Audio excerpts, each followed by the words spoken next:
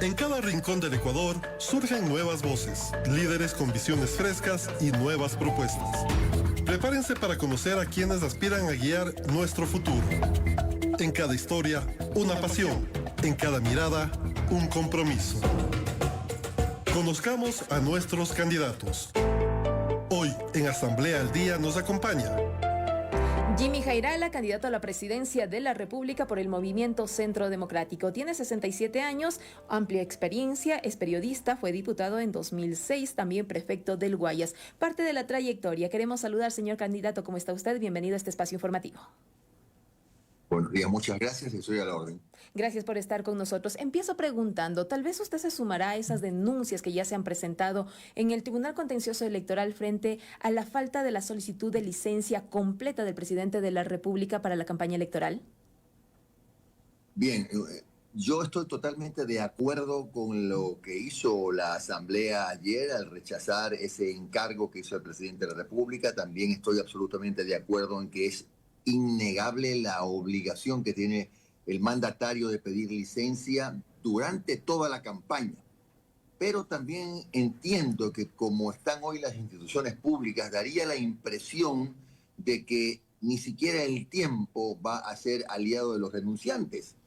El presidente de la República ha ganado tiempo y los hoy denunciantes tienen que pasar por una especie de viacrucis para ver si es que en el camino alguno de los organismos donde se ha presentado la denuncia se pronuncia. Yo personalmente tengo mis dudas. Creo que si esto se dilucida será más adelante, será después de las elecciones, seguramente ameritará sanciones, pero lamentablemente cuando tuvo que actuar el CNE no lo hizo, que tenía que haber ajustado a todos los candidatos por igual, puesto en horma a todos los candidatos por igual, no solo recordándoles, sino sancionando a la primera infracción o derivando pues, a los organismos competentes a la primera infracción. Y la primera infracción la cometió en realidad el presidente de la República. ¿Y usted Pero confía no, en los resultados? Ya no hace ni falta. Candidato, ¿usted confía, y con este antecedente, usted confía en los resultados que se puedan desprender el próximo 9 de febrero, una vez que el CNE no se ha pronunciado al respecto? Nunca hemos confiado en resultados electorales desde el momento en que por vía constitucional se decidió que los ratones cuiden el queso, que los partidos políticos tengan sus representantes en el CNE y que deje de ser un organismo técnico.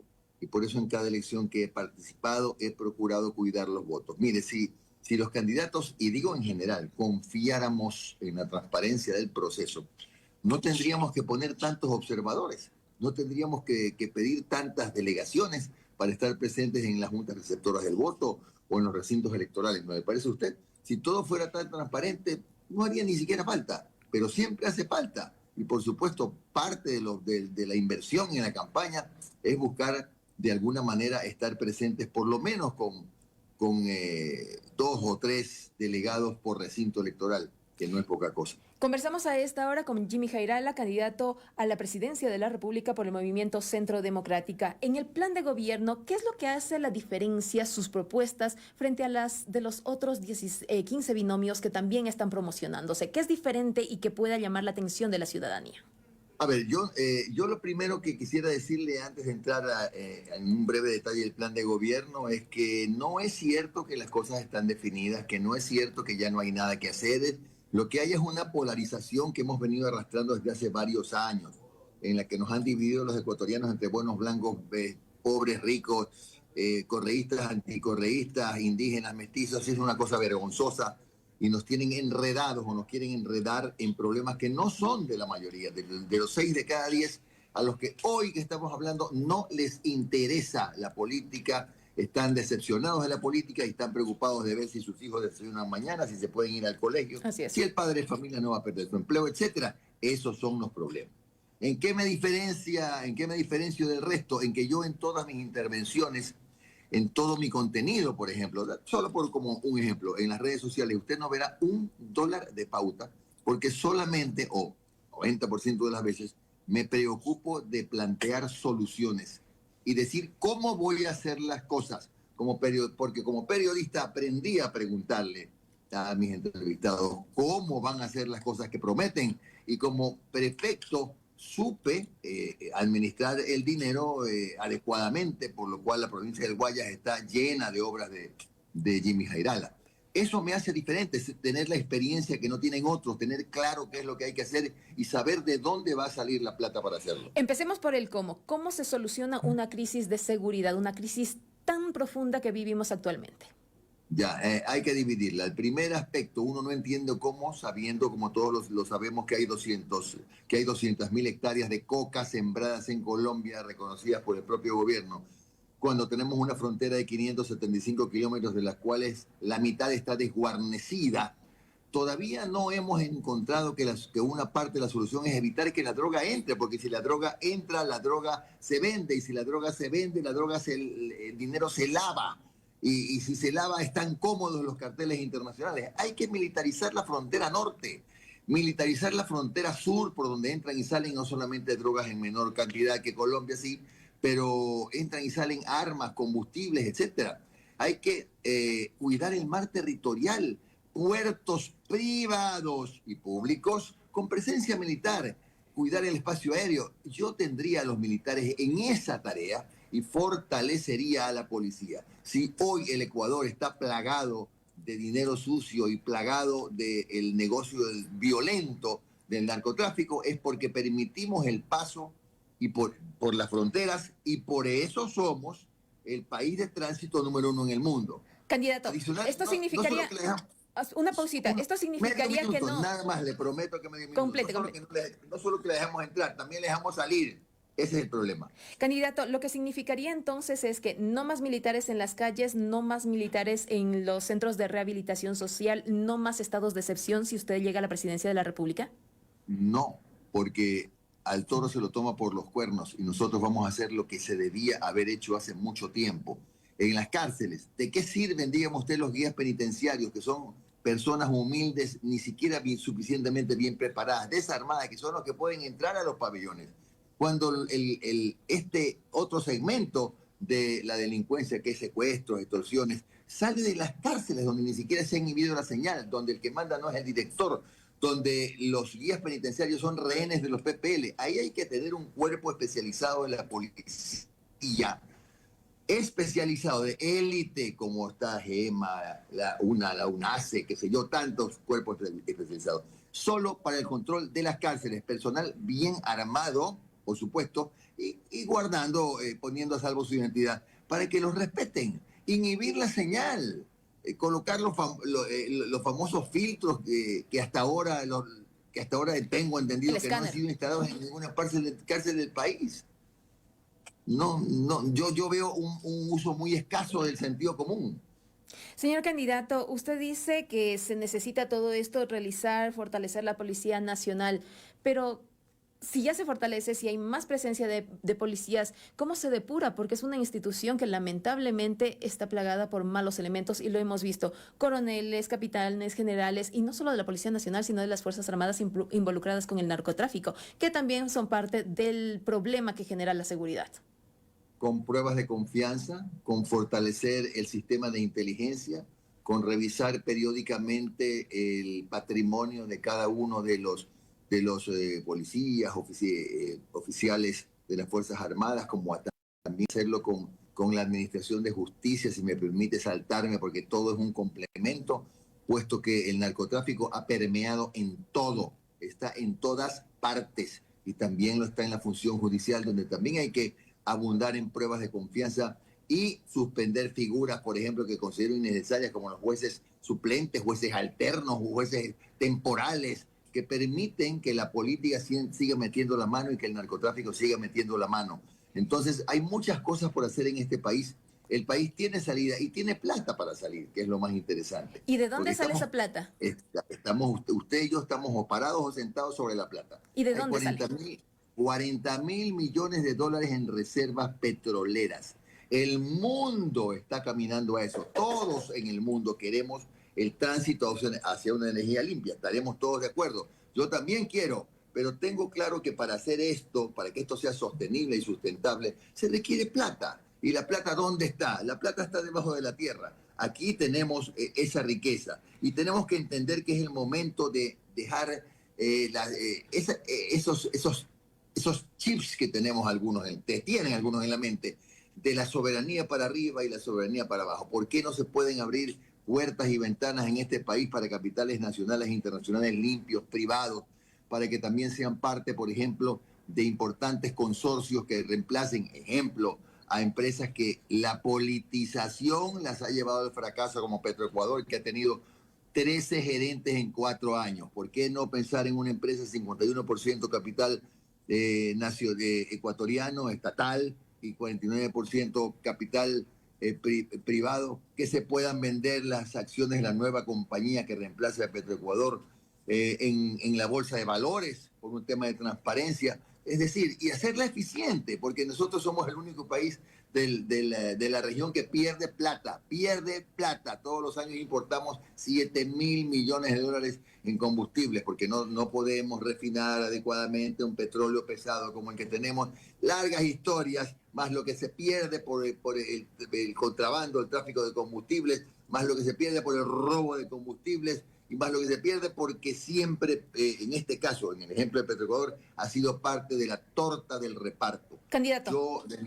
Dígame. Candidato, usted nos dice hay reservas comprobadas, sí, pero se trata de dinero que al menos inmediatamente no podrá hacer uso si usted llega a la presidencia de la República. Estamos hablando que sería dinero que tal vez para finalizar mediados de gobierno y los siguientes gobiernos podrían utilizar. ¿Y antes qué dinero utilizar?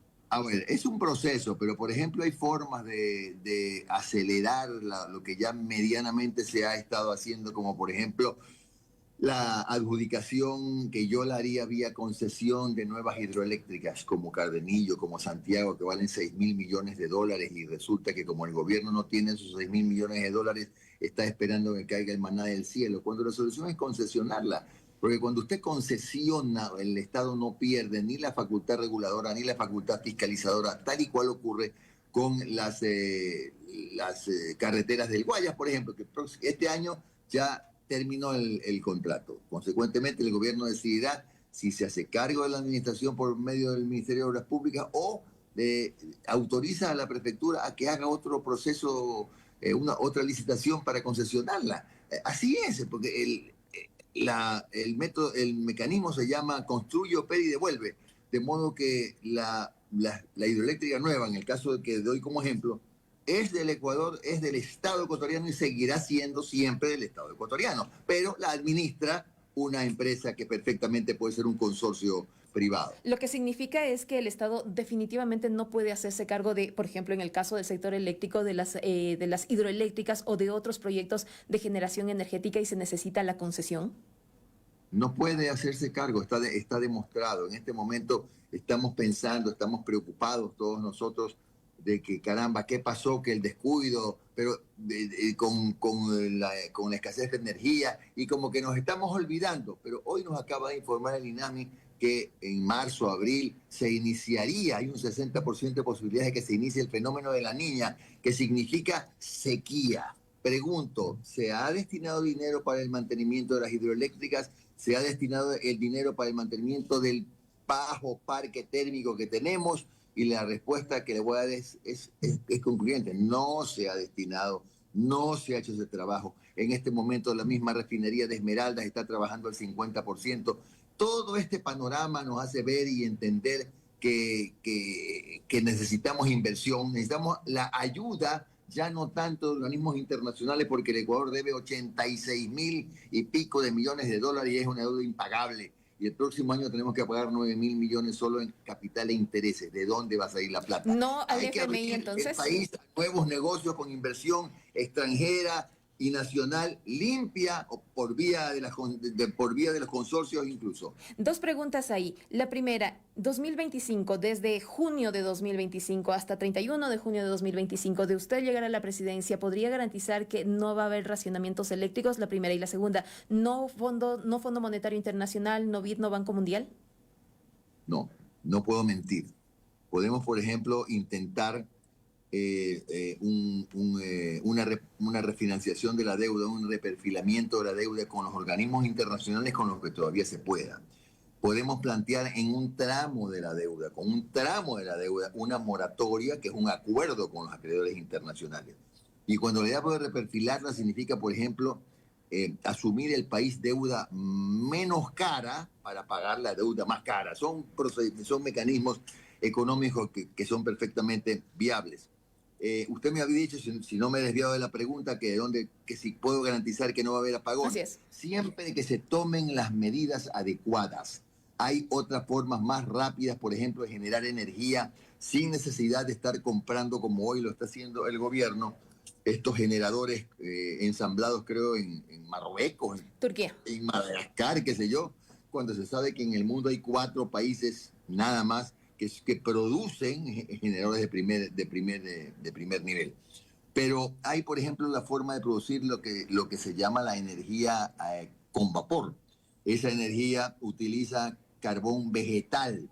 Esa energía, si la preocupación es que contamina con el azufre se controla con cal y esa cal se convierte en yeso que puede ser luego comercializado o utilizado en los programas de vivienda popular de mi gobierno.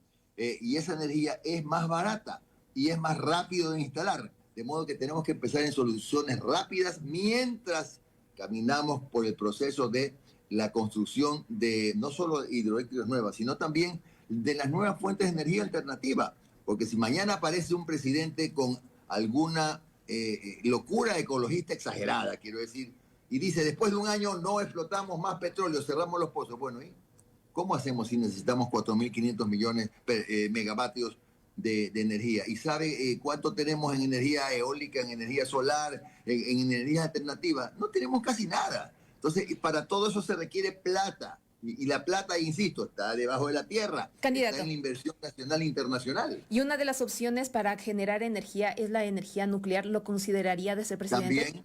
También es costosa, tarda más, pero es algo en lo que ya hay que pensar seriamente y a eso hay que apuntar. El día que nosotros necesitamos aquí 2 cosas, entre otras, ¿no? Una, pensar seriamente en dejar sentadas las bases para llegar a la energía nuclear, no para la violencia, sino para la generación de, en este caso, energía eléctrica. Eso es una cosa que nos puede garantizar el servicio ininterrumpido.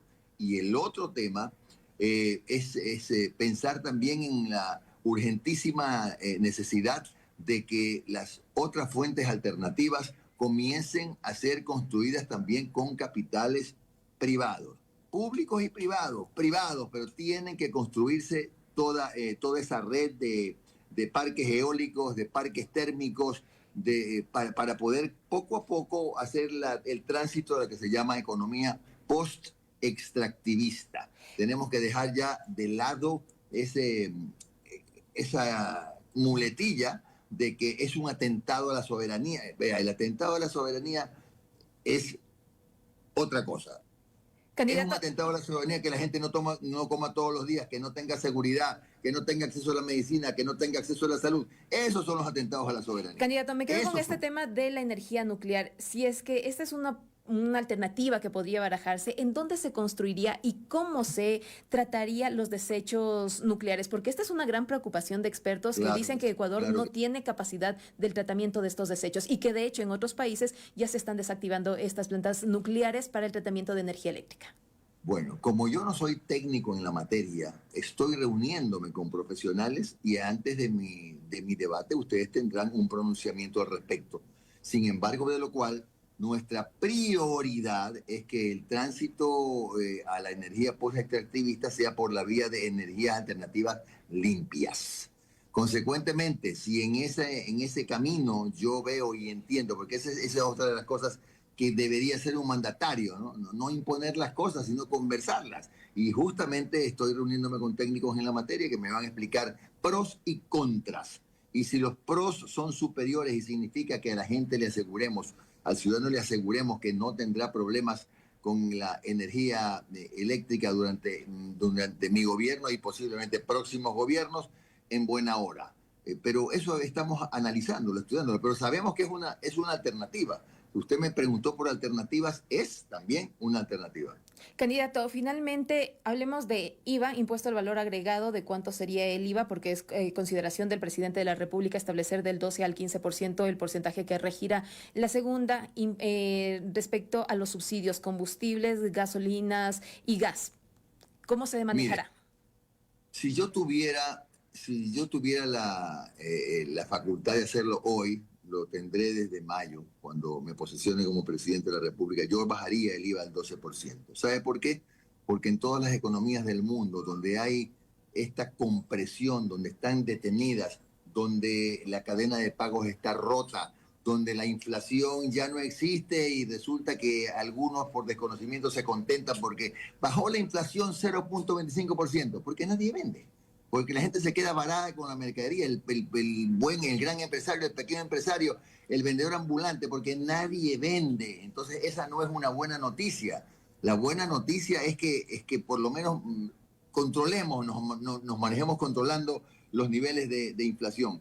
Entonces, el problema que tenemos con el IVA es que ese 15% desestimula el gasto. Es un castigo al consumo. Consecuentemente, yo pensaría, con la asistencia técnica correspondiente, en bajarlo al 12%, porque estoy seguro que eso no va a generar el 16% de incremento que se registró el año pasado, sino a lo mejor el doble en el año 2025. ¿Y otros impuestos? Y una segunda pregunta, ¿no? Sí, y ahí mismo, otros impuestos, el análisis, no sé, de otros impuestos, reformar otros impuestos, subir otros impuestos. Mire, yo no quiero decir cosas de las que después me arrepienta, pero yo no soy un impuestólogo, no es mi línea de trabajo. Yo creo en un Ecuador productivo, y ese Ecuador productivo que ha sido tan maltratado, lo menos que merece es que su presidente tome decisiones históricas, decisiones para las que va a tener que debatir seguramente, como aquello de la explotación exploración y explotación de los 40.000 millones de dólares que tenemos en reserva petrolera, que seguramente habrá un intenso debate, pero estoy dispuesto al debate estoy dispuesto a tomar las decisiones que deriven en que no carguemos más de impuestos a este país, donde ya suficiente carga tiene la gente, sobre Subsidios. todo la gente de escasos recursos. Sobre los subsidios. Tenemos un minuto. ¿Qué me decía en la última? Sobre los subsidios. Los subsidios. Los subsidios es un tema que quiero estar allí para ver bien qué pasa. Lo primero que tenemos que hacer es evitar la fuga que se da por las fronteras. Lo segundo que tenemos que hacer es modernizar Petroecuador y revisar que los oleoductos no sean sujetos de tantos robos como ocurre todos los días.